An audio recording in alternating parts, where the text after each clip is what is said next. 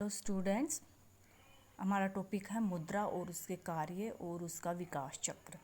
मुद्रा किसी भी वस्तु का वह गुण जिसमें निम्न चार विशेषताएं होती हैं, चार लक्षण पाए जाते हैं, उसे हम मुद्रा कहते हैं। तो पहला कौन सी विशेषता? विनिमय का माध्यम। विनिमय का माध्यम मतलब वस्तु मुद्रा, एक ऐसी चीज़ जिसके द्वारा हम वस्तु खरीद सकते हैं और बेच सकते हैं, एक ऐसी चीज़, उसे हम कहेंगे मुद्रा। दूसरा, वस्तु मूल्य का माप, यानी एक ऐसी वस्तु जिससे हम किसी भी वस्तु का क्या कर सकते हैं, मूल्य का माप। जैसे हम कहते हैं बुक है वो 300 रुपए की है, तो हमने माप किया, तो यहाँ पर ये क्या हो गई, मुद्रा हो गई। ठीक है। एक धन का संचय, एक ऐसी चीज़ जिसे हम जोड़ कर रख सके ताकि फ्यूचर में उसका प्रयोग कर सके। और चौथी हमारी स्थगित भुगतानों का मान, यानी जिसके द्वारा हम अपने ऋणों को चुका सके। तो जिस वस्तु में ये चार गुण हैं, कौन से चार गुण? जिसके द्वारा हम सेवाओं और वस्तुओं को खरीद सकें, विनिमय का माध्यम, जिसके द्वारा हम किसी वस्तु के कीमत को बता सके, मूल्य का माप, और जिसको हम संचय करके रख सके, जोड़ कर रख सके फ्यूचर के लिए उसे धन का संचय, और जिसके द्वारा हम अपने ऋणों को चुका सकें, स्थगित भुगतानों का मान। जिसमें ये चार गुण है वही वस्तु मुद्रा है, और कोई भी वस्तु मुद्रा नहीं है। चाहे वो कुछ भी हो सकती है वो चीज़, जिसमें ये चार गुण हैं वो मुद्रा है, जिसमें ये चार गुण नहीं है वो मुद्रा नहीं है। इसलिए यही मुद्रा की विशेषताएं हैं, यही मुद्रा के लक्षण हैं और यही मुद्रा की परिभाषा है। अब हम पढ़ते हैं मुद्रा के कार्य। तो मुद्रा के कार्यों को हमने दो वर्गों में बांट कर करें। पहले किनले के अनुसार, किनले ने मुद्रा के कार्यों को तीन वर्गों में, तीन भागों में बांटा है। पहला है प्राथमिक कार्य। प्राथमिक कार्य मुद्रा का क्या है? विनिमय का माध्यम और मूल्य का माप। यानी मुद्रा सबसे पहला काम मुद्रा का क्या है? वस्तु को खरीदना और बेचना। और दूसरा है किसी भी वस्तु या सेवा की कीमत बताना। तो ये मुद्रा के प्राथमिक कार्य किसने बताए हैं? किनले ने।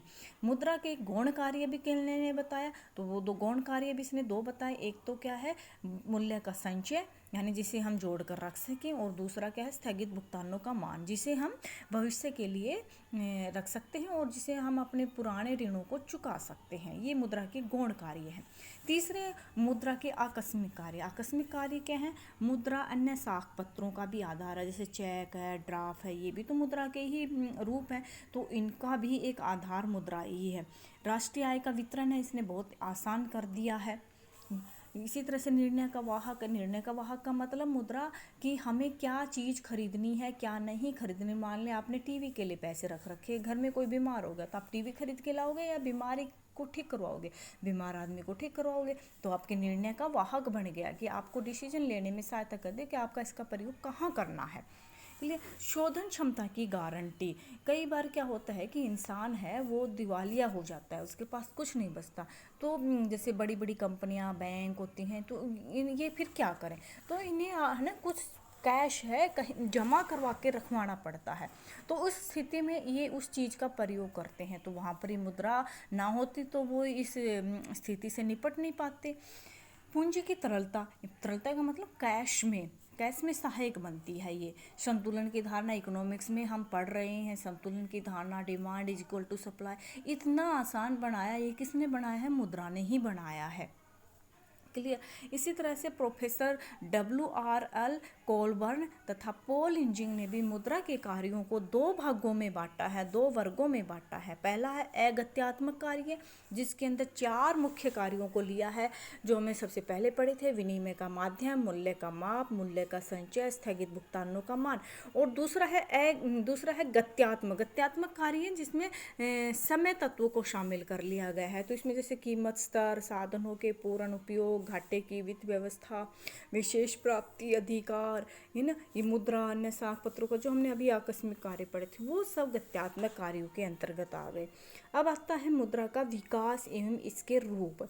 तो सबसे पहले मुद्रा का विकास कार्य हम शुरू करते हैं वस्तु मुद्रा से। विश्व में सबसे पहले मुद्रा वस्तु के रूप में ही थी, यानी लोग खरीदना और बेचना वस्तु के रूप में ही करते थे। इसे हम कहते थे बार्टर सिस्टम, कि वस्तु देते थे बदले में वस्तु लेते थे। जैसे आज भी गाँव में कुछ जगहों पर चलन में है कि गेहूँ दे देते और उसके बदले में सब्जी या कुछ सामान ले आते हैं। तो आज भी ये है थोड़ा सा, लेकिन उतना नहीं रहा जितना कि पहले चलन में था। क्लियर। लेकिन इस वस्तु वस्तु मुद्रा प्रणाली का त्याग कर दिया गया क्योंकि इसमें बहुत से दोष पैदा हो गए थे। सबसे पहला दोष था इसमें दोहरे संयोगी। ये बहुत इंपॉर्टेंट क्वेश्चन है, के दोष, वस्तु मुद्रा प्रणाली के दोष। तो दोहरे संयोग की समस्या, यानी वस्तु मुद्रा प्रणाली में क्या था कि संयोग ढूंढना पड़ता था। मान लीजिए किसी के पास गेहूं है और उसे तेल लेना है, तो वो तेल वाले के पास गेहूं लेके जाएगा, तेल लेगा। लेकिन अगर तेल वाला कहे कि उसे गेहूं की जरूरत नहीं है, उसे तो जूतों की ज़रूरत है, तो उसे तो जूते चाहिए, तो क्या करे गेहूं वाला, पहले जूते वाले के पास जाएगा, उससे गेहूं देगा, जूते लेगा और फिर तेल वाले के पास आएगा। और जूते वाला भी कह दे कि नहीं, उसे तो गेहूं की ज़रूरत नहीं है, तो फिर उसे तो लकड़ी के सामान की ज़रूरत है, तो फिर कैसे होगा।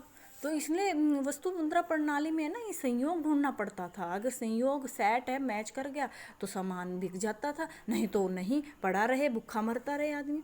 दूसरा समस्या मूल्य के माप में कठिनाई। मान लीजिए एक घोड़े की कीमत 2 भेड़ रख दी, और अब किसी के पास भेड़ एक हो, तो वो आधा घोड़ा कैसे ले, क्योंकि आधा घोड़ा तो काम का ही नहीं रहता। तो इसमें मूल्य के माप में भी बहुत कठिनाई है। मुद्रा को तो हम छोटी छोटी इकाइयों में बांट सकते हैं, लेकिन वस्तु को तो नहीं बांट सकते हम। इसी तरह से तीसरी कठिनाई इसमें क्या आई, संचय में। संचय कैसे, जैसे अगर हम अनाज को संचय करके रखें तो वो खराब हो जाए, अगर हम पशु पक्षियों को संचय करके रखें तो वो भी, उनको खिलाने के लिए भी तो चाहिए, जगह भी चाहिए। तो उस वस्तु मुद्रा प्रणाली में जोड़ के रखने में सबसे बड़ी समस्या थी, तो उसे हम जोड़कर नहीं रख पाते थे लंबे समय तक। चौथी थी स्थगित भुगतानों का मान। मान लीजिए किसी ने गेहूं उधार ले रखा था, तो उसका भुगतान कैसे करे, वो गेहूं के रूप में ही करे या किसी दूसरी वस्तु के रूप में करे, और दूसरी वस्तु के रूप में करे तो कितनी करे। तो ये सब कठिनाइयां पैदा हो गई थी वस्तु मुद्रा प्रणाली में, इसलिए समय के साथ साथ हमने इस प्रणाली का त्याग कर दिया। फिर आई धातु मुद्रा। धातु मुद्रा प्रणाली के अंतर्गत धातु से बनी हुई वस्तुएं ली जाने लगी। जैसे धातु से बनी वस्तुएं, सिक्के आदि सब चलन में आ गए थे। लेकिन वक्त के साथ साथ धातु मुद्रा प्रणाली को भी त्याग कर दिया गया, क्योंकि इसमें भी बहुत दोष थे। एक तो ये बहुत महंगी है, दूसरा इसमें चोरी होने का डर, दूसरा इसे संचय रखने में भी बहुत जगह की जरूरत होती थी, लाने ले जाने में कठिनाई होती थी, और तीसरी टाइप थी पत्र मुद्रा, इसलिए इसका त्याग कर दिया गया। और फिर आई पत्र मुद्रा, जो आज हम अपने पास देख रहे हैं, पत्र मुद्रा। तो पत्र मुद्रा के लाभ भी हैं और हानियां भी हैं। लाभ ये हैं कि बहुत ईजी है इसे रखना, है ना, इसे ले जाना आना, इसे हम छोटी से छोटी यूनिट्स भी है इसकी, हम बांट सकते हैं। लेकिन इसके दोष भी हैं, दोष ज़्यादा है इसके। क्या दोष है इसके? सबसे ज़्यादा दोष है कि गलने सड़ने का तो डर रहता ही है, चोरी का भी डर रहता है, और क्या है, इससे कीमतें बहुत बढ़ रही हैं विश्व में, कि जितना चाहे उतना सरकार छाप लेती है और उत्पादन बढ़ता नहीं, इससे कीमतें बढ़ जाती हैं। जिसको जो हमने अभी पढ़े थे कि विश्व में मंदी की प्रॉब्लम आ गई, तेजी की प्रॉब्लम, ये सब पत्र मुद्रा के साथ साथ शुरू हुई हैं, कीमत वृद्धि की समस्या। ठीक है, काला बाजारी, चोर बाजार, ये सब पत्र मुद्रा की देन है।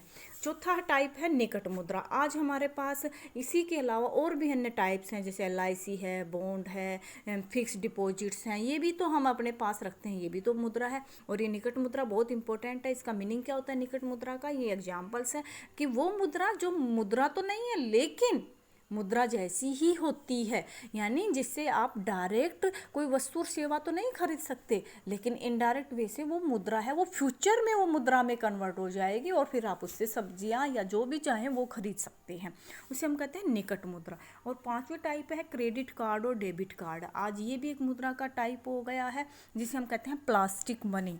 यानी प्लास्टिक मनी भी हमारे आज आधुनिक समय में हमारे सामने ATM के रूप में आ गई है।